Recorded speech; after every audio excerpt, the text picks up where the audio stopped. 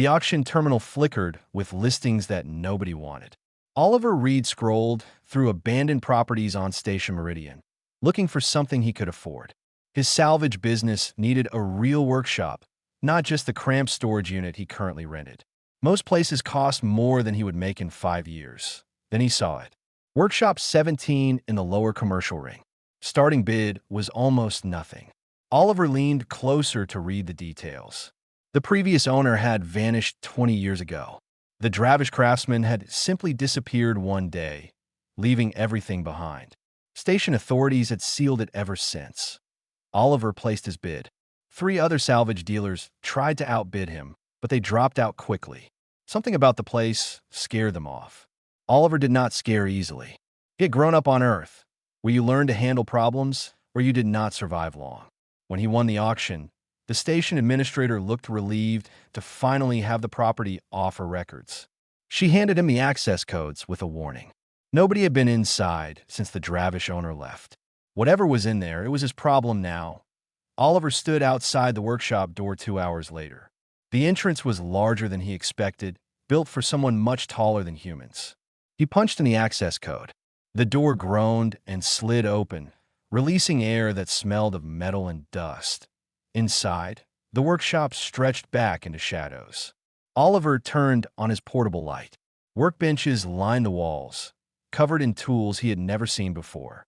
Half-finished projects sat exactly where the owner had left them. A large piece of armor hung on a stand, only partially polished. Bottles of chemicals stood in neat rows, their labels written in Dravish script.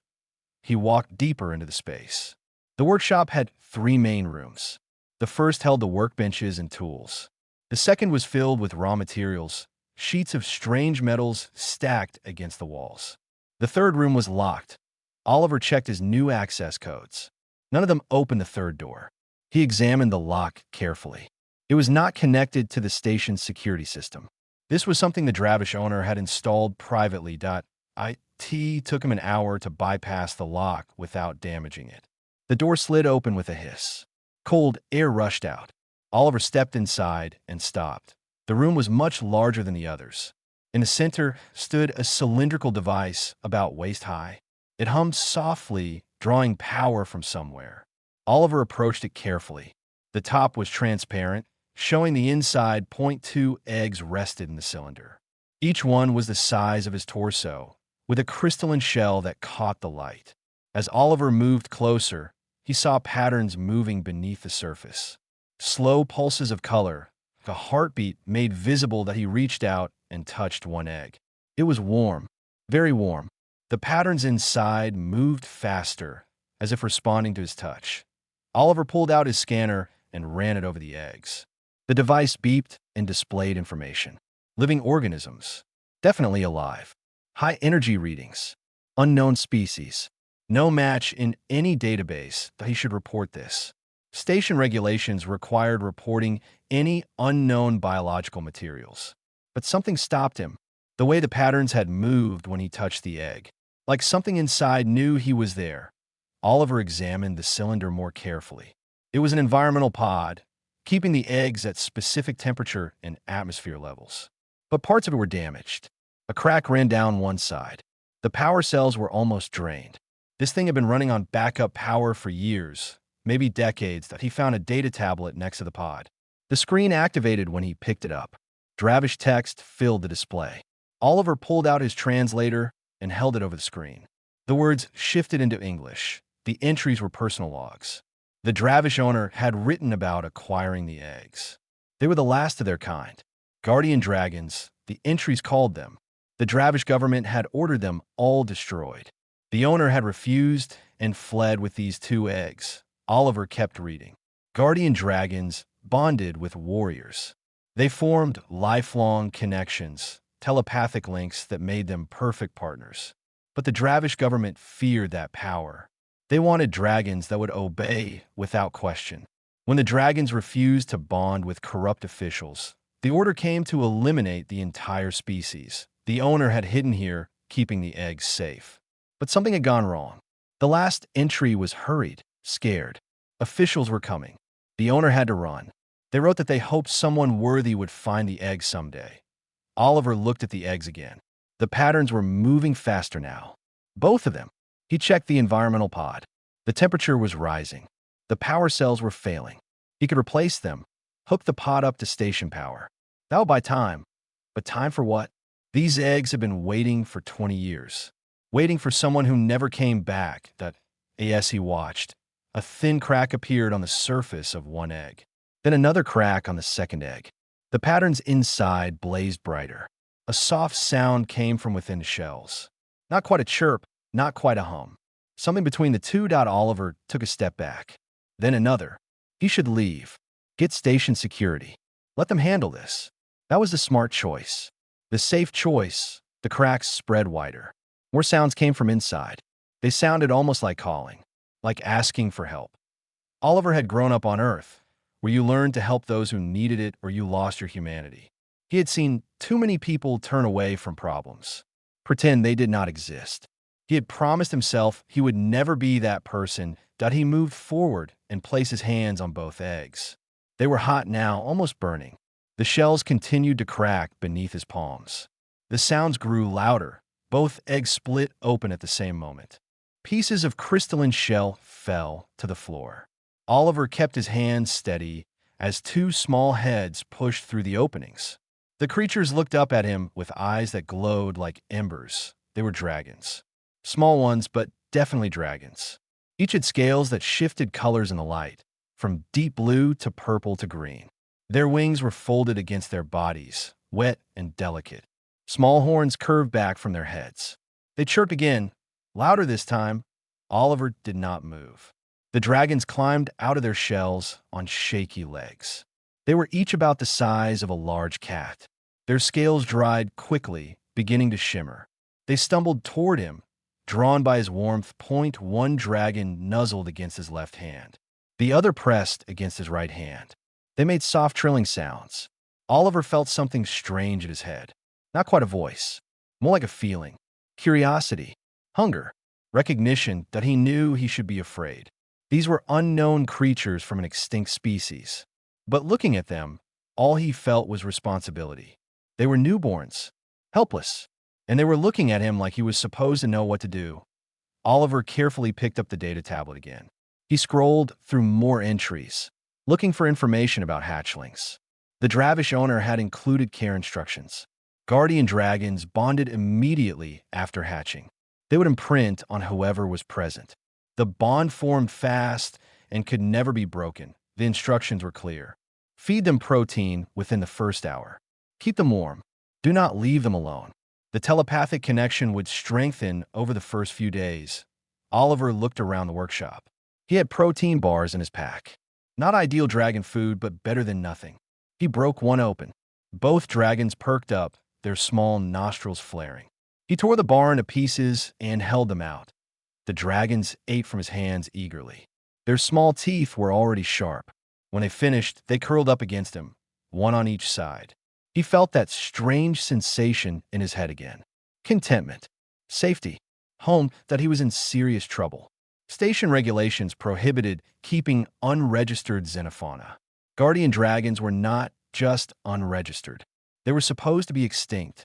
If station security found out, they would confiscate the dragons, turn them over to Dravish authorities, the same authorities who had ordered their species destroyed. Oliver made a decision. He would hide them, at least until he figured out what to do. The workshop was his property now. The lower level had storage rooms. He could convert one into a habitat. First, he needed to clean up the evidence. Oliver gathered the broken shells and placed them in a waste container. He wiped down the environmental pod and disconnected it from power. The data tablet went into his pack. He would study it more carefully later. The dragons followed him as he explored the workshop. They stayed close, never more than a few steps away. When he climbed stairs, they tried to follow, but could not manage the height yet. He ended up carrying them, one under each arm. They seemed happy with this arrangement. Over the next 3 weeks, Oliver established a routine. He opened the workshop each day for normal business. He took repair jobs, sold salvage parts, and acted like everything was normal. But every night, he went down to the converted storage room where the dragons lived. They grew incredibly fast. After 1 week, They were the size of large dogs. After 2 weeks, they reached his waist. Their wings developed quickly, and they practiced flapping them in the large storage room. Their scales hardened and became brilliant. One dragon's scales settled into deep crimson with gold edges. The other became silver with blue highlights. Oliver named them Ash and Smoke. Ash was the crimson one, bold and playful. Smoke was the silver one, quieter and more thoughtful. Both were highly intelligent. They learned to understand his speech within days. When he said their names, they responded. When he told them to stay quiet, they obeyed. The telepathic bond grew stronger. Oliver could feel their emotions clearly now. Happiness when he arrived, excitement when he brought food, curiosity about the world outside their room. Sometimes he caught flashes of images from their minds, memories that were not quite their own, genetic memories passed down from their ancestors. He saw visions of guardian dragons in their prime, massive creatures flying beside Dravish warriors, defending cities from invasion, protecting the weak. They had been noble beings, honored and respected, until politics and fear had destroyed them. Oliver studied the data tablet every night. He learned more about the bond. Guardian dragons chose their companions. It was never forced. They recognized something in certain individuals, a quality of character. The Dravish government had tried to breed that selectivity out of them, to create dragons that would serve anyone. The dragons had refused. They would rather die than lose their ability to choose. Now, these two had chosen him. A human salvage dealer who had simply been in the right place at the right time. Or maybe it was more than that. Maybe they sensed something in him that he did not see in himself. On the 22nd day, Oliver's scanner detected unusual energy signatures in the station's upper levels. He checked the source. A Dravish trade delegation had just arrived. Their stated purpose was standard commerce. But Oliver knew better. They were searching for something. Someone had heard rumors. Whispers about guardian dragons. About eggs that might have survived. The Dravish government wanted to make sure the extinction remained complete. Oliver went down to see Ash and Smoke. They were playing with a piece of scrap metal, tossing it between them. When they saw his worried expression, they stopped. He felt their concern through the bond. He knelt between them and placed a hand on each dragon's head. They needed to be more careful now, more quiet. The danger had arrived. Ash and Smoke understood. They pressed close to him, offering comfort. Through the bond, Oliver felt their trust. They knew he would protect them, that he just hoped he could. 2 months had passed since the hatching. Ash and Smoke were now the size of ponies, and hiding them was becoming nearly impossible. Oliver had reinforced the storage room walls and installed better ventilation. The dragons learned to move silently when necessary, their natural grace making them surprisingly stealthy for creatures of their size. Oliver worked on a damaged shuttle engine when he heard voices outside. He wiped his hands and walked to the workshop entrance. 3 Dravish stood there, tall and slender with gray skin and large dark eyes. They wore formal robes marked with government symbols. The leader stepped forward. His name was Reth, according to the translator badge on his robe. He looked around the workshop with interest that seemed too calculated to be casual. "We are conducting a census of this commercial district," Reth said. His voice was smooth and patient. "This workshop has a notable history. We wish to see what became of it." Oliver kept his expression neutral. Just a salvage operation now. Nothing special. Reth walked past him without asking permission. The other 2 Dravish followed. They examined the workbenches and tools. One of them ran a scanner over various surfaces. "The previous owner was a skilled craftsman," Reth said. "He worked with rare materials, created items of great value. Did you find anything unusual when you purchased this property?" "Some old tools. Scrap metal. Nothing worth much," Oliver said. Below his feet, several meters down, Ash and Smoke waited in silence. He could feel their tension through the bond. They sensed danger. No personal effects, no records or data storage. Reth's eyes fixed on Oliver with uncomfortable intensity. The place was cleaned out before the auction. Station authorities took everything. This was partially true. The station had removed some items. But Oliver had found the hidden room and its contents before they could. The Dravish with the scanner frowned at his device. He showed it to Reth, who studied the display with interest. They spoke to each other in their own language, too quick for Oliver's translator to catch. Your workshop shows unusual energy signatures, Reth said. Thermal patterns that suggest something alive. Something large. Oliver's heart raced, but he kept his voice steady. I run heavy equipment down here. Forge work. Welding. Generates a lot of heat. Of course. Reth did not sound convinced. We will be staying on the station for some time, conducting thorough research. We may need to speak with you again. After they left, Oliver went down to the storage room. Ash and Smoke were pressed against the far wall, their bodies tense. He had taught them to mask their heat signatures using a technique from the data tablet. They could lower their body temperature and slow their breathing.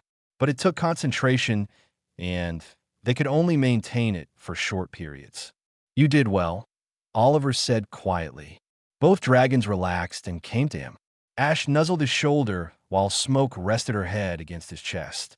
Through the bond, he felt their fear and their determination to stay hidden. Over the next week, the Dravish delegation questioned other workshop owners in the district. They asked about unusual occurrences, strange sounds, unexplained energy readings. Several people mentioned that Oliver's workshop sometimes showed odd thermal signatures. Oliver knew he needed help. He contacted Beth, a human engineer who maintained the station's environmental systems. They had worked together on several projects. She was smart, resourceful, and most importantly, she hated bureaucratic nonsense. Beth arrived at the workshop after her shift ended. Oliver sealed the entrance behind her and led her down to the storage room without explanation. When she saw Ash and Smoke, she stopped in her tracks. "Those are guardian dragons," she whispered. "I thought they were all dead." "You know about them? I studied xenobiology before I became an engineer. Guardian dragons were legendary. The Dravish government committed genocide against them." Beth approached slowly, her hands raised to show she meant no harm. "Can I touch them?" Oliver nodded. Beth reached out and placed her hand on Ash's scales. The dragon leaned into her touch, and Beth's eyes went wide. "I can feel her. In my mind. Not like you probably do, but something. She's greeting me, showing me she trusts me because you trust me." "The Dravish are searching for them," Oliver said. "I need to hide them better. Maybe get them off the station." Beth shook her head. Moving them now would draw attention. Station sensors track every ship that leaves. If Ash and Smoke are on board, the Dravish scanners will detect them. She thought for a moment. "We need to make this room completely invisible to scans. I can help with that. I have access to shielding materials through my job." Over the following days, Beth smuggled equipment into the workshop. She installed layered shielding in the walls of the storage room. The materials blocked thermal scans, energy readings, and biological signatures. She also created a false energy pattern on the workshop's upper level, making it look like Oliver's forge work explained any unusual readings. The work brought Beth and Oliver closer. She visited every evening, helping with the dragons and bringing supplies. Ash and Smoke accepted her completely. She was part of their small family now. One night, as they watched the dragons practice coordinated flying maneuvers in the storage room, Beth asked the question Oliver had been avoiding. What happens when they get too big to hide? They are still growing. In another 2 months, this room will not be large enough. Oliver had no answer. He could feel Ash and Smoke's awareness through the bond. They understood the problem too. They were trying to grow more slowly, but biology had its own demands. "We will figure something out," he said finally. Beth looked at him with concern. "The Dravish are not going to leave. Reth has requested an extension to their stay. They know something is here. They're just waiting for proof." That night, Oliver could not sleep. He sat in the storage room with Ash and Smoke curled around him. Through the bond, he shared his worries with them. They sent back determination and love. They would face whatever came together, but Oliver knew the truth. Time was running out. The accident happened on a quiet afternoon. Oliver was replacing a power coupling in the upper workshop when he heard the explosion from below, not from his storage room, but from the station's maintenance level directly beneath it. Alarms blared through the workshop. Oliver ran to his terminal and pulled up the station emergency feed. A coolant line had ruptured in the lower maintenance tunnels. The breach was spreading. Station protocol required immediate evacuation of all areas within 3 levels of the rupture. That included his storage room. The lower level where Ash and Smoke were hiding. Oliver raced down the stairs. Smoke and Ash were already alert, sensing his panic through the bond. He threw open the door to their room. "We have to move you. Now, up to the main workshop." The dragons understood the urgency. They followed him up the narrow stairs, moving as quickly as the tight space allowed. Ash went first, her crimson scales scraping against the walls. Smoke followed, her silver body barely fitting through the passage. They reached the main workshop just as Oliver's door chimed. He froze. The dragon stopped behind him, perfectly still. "Open up. Maintenance needs to check all properties in this sector." Oliver had no choice.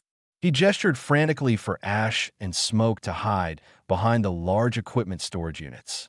They moved with surprising speed and silence, pressing themselves into the shadows till he opened the door. A station engineer stood there with scanning equipment.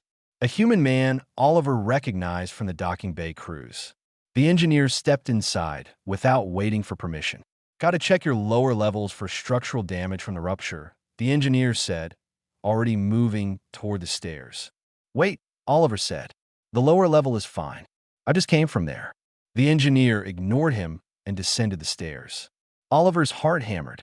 The man would see the shielding, the modified room, all the evidence of what Oliver had been hiding. But then Oliver heard footsteps behind him. He turned to see Beth entering the workshop. She looked at him, saw his expression, and immediately understood. "Hey, Rick," Beth called down the stairs. "I already cleared this workshop 20 minutes ago. It is on my inspection list." The engineer, Rick, came back up. "You sure? I have it marked as unchecked." Beth pulled out her work tablet and showed him the screen. "System glitch. You know how the network has been since the new update. I ran full structural scans. This building is solid." Rick checked his own device, frowning at the conflicting information. He looked around the workshop, then shrugged. "All right, I've got 50 more properties to clear anyway. Thanks for saving me time." After Rick left, Beth closed the door and leaned against it. That was close. Too close. Movement from the shadows caught her eye. Ash and Smoke emerged from their hiding spot. They were enormous now, their heads level with Oliver's chest. Their wingspans would not fit in the workshop if they fully extended them. "We cannot keep doing this," Beth said quietly. "They're too big. And now people know there was an evacuation order. Someone will ask questions about why you did not leave." Oliver walked to Ash and placed his hand on her scaled neck. She rumbled softly, a sound that vibrated through his chest. Smoke came to his other side. Through the bond, he felt their worry. They knew they were the problem. They wished they could be smaller, less noticeable. "I'm not giving them up," Oliver said. "I will figure something out." Beth nodded. "I know. But we need a real plan. The Dravish delegation has been asking more questions." Reth requisitioned detailed scanner logs from station security. He is analyzing every thermal signature in this district. Oliver sat down heavily on a workbench. Ash and Smoke settled beside him, their presence comforting despite the circumstances. He could feel their minds touching his through the bond. They shared memories with him. Images from their genetic inheritance that he saw guardian dragons flying freely under open skies. Saw them defending those who could not defend themselves. Saw them bonded with warriors who treated them as equals, not possessions. The dragons had chosen their companions based on character, on courage and compassion. The bond worked both ways. Ash and Smoke could sense his memories too. They knew about Earth. About growing up in a world where nature tried to kill you daily, where you learned to protect your family, or you lost them. They understood why Oliver would never abandon them. "There might be a way," Beth said slowly. "It is risky, but the Galactic Council has laws about salvage and adoption across species. If you could prove that Ash and Smoke chose you, that the bond was their decision, you might be able to claim legal guardianship. The Dravish would never allow it. They want the dragons eliminated. The Dravish do not control the Galactic Council. Neither do we. But the Council cares about law and precedent. If we can prove guardian dragons are sentient beings capable of choosing their own bonds, then the Dravish extinction order becomes a war crime. Oliver looked at the dragons. Ash met his eyes with intelligence that was unmistakably aware. Smoke tilted her head, following the conversation. They understood every word. We would need proof, Oliver said. Documentation. Witnesses. The data tablet from the original owner. Your testimony. My observations as a xenobiologist. And the dragons themselves. If they can demonstrate their sentience and their choice publicly, the council would have to listen. Before Oliver could respond, his terminal beeped with an incoming message. He checked the display and felt his blood run cold. The message was from Reth. The Dravish delegation was requesting a formal inspection of his property. They had obtained a warrant from station security. The inspection would occur in 3 days. Beth read the message over his shoulder. They found something. They know. Oliver looked at Ash and Smoke. 3 days. That was all the time they had to prepare. 3 days to turn a desperate hiding situation into a legal stand. The dragons moved closer, pressing against him from both sides. Through the bond, he felt their resolve. They would not hide anymore. If the Dravish came, Ash and Smoke would stand with him. Together, they would fight. The day of the inspection arrived too quickly. Oliver stood in his workshop with Beth beside him. Ash and Smoke waited in the storage room below, ready to emerge when needed. They had spent 3 days preparing for this moment. Now all they could do was face it. Reth arrived with 4 other Dravish and 2 station security officers. The Dravish carried advanced scanning equipment. The security officers looked uncomfortable, clearly not wanting to be part of whatever was about to happen. We have detected biological signatures consistent with an extinct species, Reth announced formally. Station law requires investigation of potentially dangerous organisms. We will begin with your lower levels. Oliver stepped in front of the stairs. Before you do that, I want to invoke Galactic Salvage Law Section 47. Any living organisms discovered in legally purchased property can be claimed by the purchaser if no other legal owner exists. Reth's expression hardened. Guardian dragons are property of the Dravish government. They were declared extinct under official decree. Extinct species have no legal owners, Beth interjected. If they were truly extinct, any surviving specimens would be considered salvage discoveries. The decree you are referencing classified them as eliminated, not owned. One of the station security officers checked his tablet. She's right. Salvage law is clear on this point. If the species was declared extinct, survivors have no legal owner under current statutes. Reth's hands curled into fists. This is a matter of Dravish internal policy. The extinction order was lawful under our government structure. We are on a neutral station under Galactic Council jurisdiction, Beth countered. Dravish internal policy does not supersede council law here. Enough debate, Reth said coldly. He gestured to his team. Proceed with the search. We will settle legal questions after we confirm what is being hidden. Oliver looked at Beth. She nodded. It was time. Oliver called down the stairs. Ash, Smoke, come up here. The sound of movement echoed from below. Heavy footsteps on metal stairs. The Dravish team stepped back instinctively. Even the security officers tensed, hands moving toward their weapons. Ash emerged first. Her crimson scales gleamed under the workshop lights. She was massive now, her head scraping the ceiling. Her golden-edged wings were folded tight against her body, but their power was obvious. Her eyes, glowing with inner fire, fixed on the Dravish with clear intelligence. Smoke followed, her silver scales catching the light like liquid metal. She was slightly smaller than Ash, but no less impressive. The blue highlights along her neck and spine shimmered as she moved. She positioned herself on Oliver's other side, creating a protective formation. The workshop fell silent. One of the Dravish made a sound like a gasp. Another stepped backward, nearly dropping his scanner. Even Reth, who had maintained his composure throughout, showed shock in his widened eyes. Guardian dragons, Reth whispered.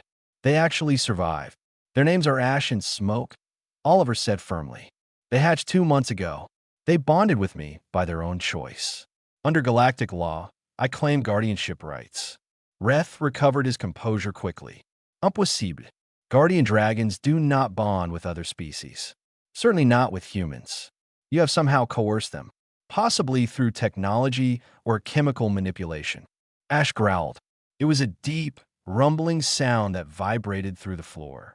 Her eyes narrowed at Reth. She does not like being told what she can or cannot choose, Oliver said. Through the bond, he felt Ash's indignation.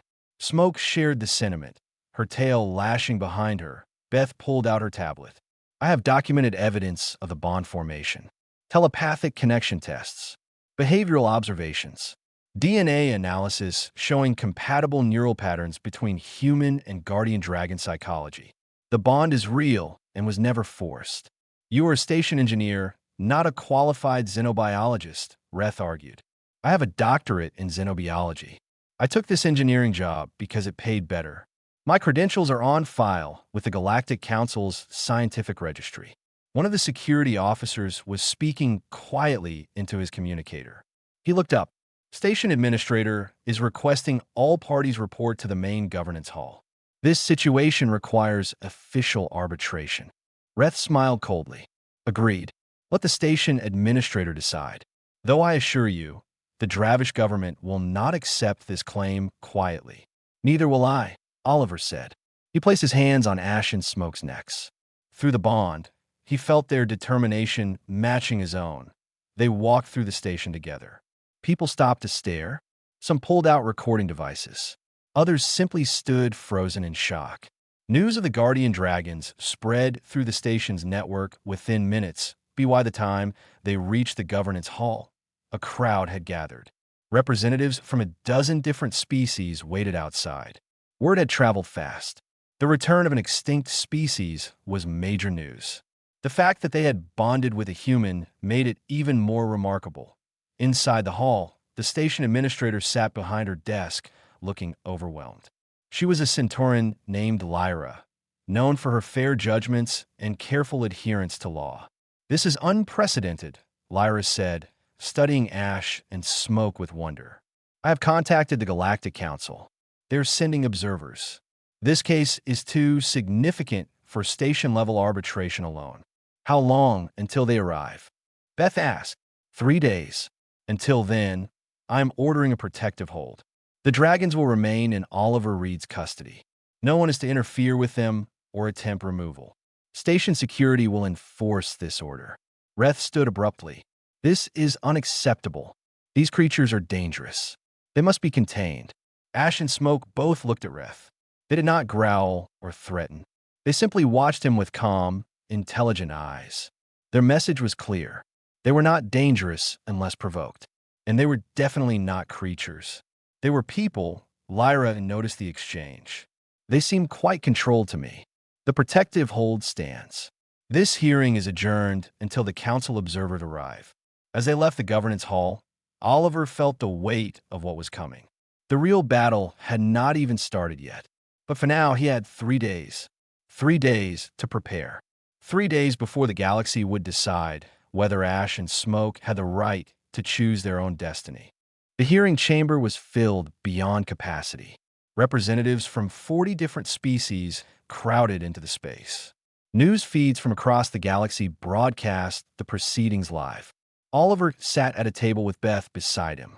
Ash and Smoke stood behind them, their presence commanding respect and attention.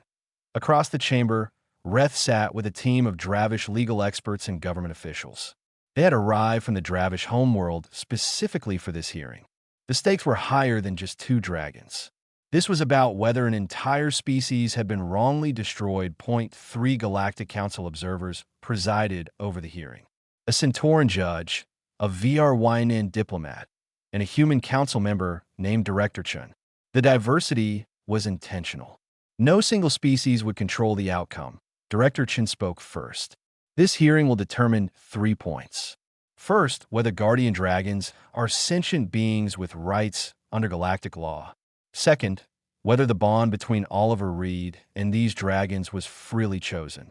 Third, what legal status these dragons should hold going forward. Reth stood to present the Dravish position. Guardian dragons were property of the Dravish government. They were bred for military purposes over thousands of years. When they became too dangerous and unpredictable, they were humanely eliminated. These specimens are remnants of that program. They should be remanded to Dravish custody for proper disposition. Disposition meaning execution, Beth said sharply. The VRYN diplomat raised a hand for silence. Please present your evidence in turn. Reth, you may continue. Reth displayed historical records. Images of guardian dragons in battle. Data about their strength and capabilities. Reports of dragons refusing orders and attacking their handlers. He painted a picture of dangerous beasts that could not be controlled. But Oliver noticed something. The reports were vague. The supposed attacks were never detailed. It all sounded rehearsed. False. When Reth finished, Beth stood to present their case. She projected DNA analysis on the chamber screens, neurological scans, behavioral studies from the past 2 months. Guardian dragons have brain structures as complex as any recognized sentient species. They demonstrate abstract reasoning, emotional intelligence, and self-awareness. They communicate telepathically and understand multiple languages. They make independent choices and form moral judgments. She showed video recordings of ash and smoke. Not just recent footage, but everything Oliver had captured over 2 months. The dragons solving complex puzzles, working together to overcome obstacles, showing compassion when Oliver was injured during a workshop accident, playing games that required strategy and planning. These are not beasts, Beth concluded. They're people, and people have a right to choose their own bonds. The Centauran judge looked at Ash and Smoke directly. Can you demonstrate this sentience? Can you show us that you understand what is happening here? Ash stepped forward. She moved with grace despite her size. She approached the judge's platform and sat, her posture respectful but confident. Then she did something Oliver had not expected. She spoke, not with her voice, but through the telepathic bond. The judges each wore neural interface devices, standard in council proceedings. Ash reached out to those devices, sharing her thoughts the way she shared with Oliver. The judges gasped. Director Chen's eyes went wide. Even the VRYN diplomat, normally stoic, showed surprise. She is communicating directly, Director Chen said in wonder. I can hear her thoughts, feel her intentions. She is introducing herself, explaining her choice to bond with Oliver Reed. Smoke joined her twin. She added her own voice to the telepathic communication. Oliver could feel what they were sharing through his bond with them. Memories, feelings, the moment they hatched and saw Oliver, the recognition they felt, the sense that this human would protect them, guide them, treat them as equals. They showed memories inherited from their genetic line. The true history of guardian dragons. They had not been bred as weapons. They had been partners, equals who chose to fight beside the Dravish because they respected the warriors they bonded with. When the Dravish government became corrupt and demanded absolute obedience, the dragons refused. Not because they were dangerous, but because they valued freedom and choice. The chamber fell silent as the judges processed what they had experienced. Reth stood quickly. This proves nothing. Telepathic ability does not equal sentience. Many species have psychic capabilities without being considered people. Name one, the VRYN diplomat said quietly. Name one species with telepathic communication this sophisticated that we do not consider sentient. Reth had no answer. Director Chen looked at the Dravish delegation. Your government declared these beings extinct. Your own historical records, which we have reviewed, show that guardian dragons were considered sacred partners for 3,000 years. Then suddenly, they were deemed too dangerous and eliminated within a single generation. Why? One of the older Dravish officials shifted uncomfortably. Political circumstances required difficult decisions. Political circumstances meaning they refused to bond with officials who did not meet their standards of character, Beth said. You killed an entire species because they would not compromise their values. The evidence was overwhelming. Testimony from xenobiologists across the galaxy supported guardian dragon sentience. Historical records proved they had been partners, not property. And Ash and Smoke themselves demonstrated intelligence and choice that could not be denied. After 2 days of testimony, the council observers reached their decision. Director Chun delivered the judgment. Guardian dragons are hereby recognized as a sentient species with full rights under galactic law. The extinction order issued by the Dravish government is declared illegal and constitutes genocide. Ash and Smoke are granted individual personhood status. Their bond with Oliver Reed is recognized as valid and freely chosen. The chamber erupted in noise. Some species cheered. The Dravish delegation stood in protest. Reth's expression showed defeat and fury. Furthermore, Director Chun continued, any surviving guardian dragon eggs or specimens are to be protected under endangered species protocols. Oliver Reed is appointed as official guardian and advocate for the species until such time as a larger population can be established. Oliver felt Ash and Smoke's joy through the bond. They pressed close to him, their happiness overwhelming. Beth grabbed his hand, grinning. Over the following weeks, 5 more guardian dragon eggs surfaced from hiding. People who had protected them in secret for years came forward now that it was safe. Oliver's workshop expanded into a sanctuary. Beth became his partner in both business and dragon care. Ash and Smoke reached their full size, magnificent and powerful. They flew freely in the station's cargo bays, no longer hiding. Other dragons hatched and bonded with individuals from multiple species. It turned out humans were not the only ones compatible with guardian dragons. Anyone with the right character could form the bond. The Dravish government faced sanctions from the Galactic Council. Reth and other officials were charged with genocide. New leadership emerged in the Dravish hierarchy, people who remembered the old ways when dragons were honored. Oliver stood in his workshop one evening, watching through the viewport as Ash and Smoke soared through space outside the station. They had pressurized suits designed for their bodies, allowing them to fly in vacuum. Their joy was pure and boundless. Through the bond, Oliver felt their love, their gratitude, but also something more, a sense of purpose. They were the beginning of something new, a second chance for their species, a bridge between worlds. Sometimes the best family was the one you chose, and sometimes that family chose you back.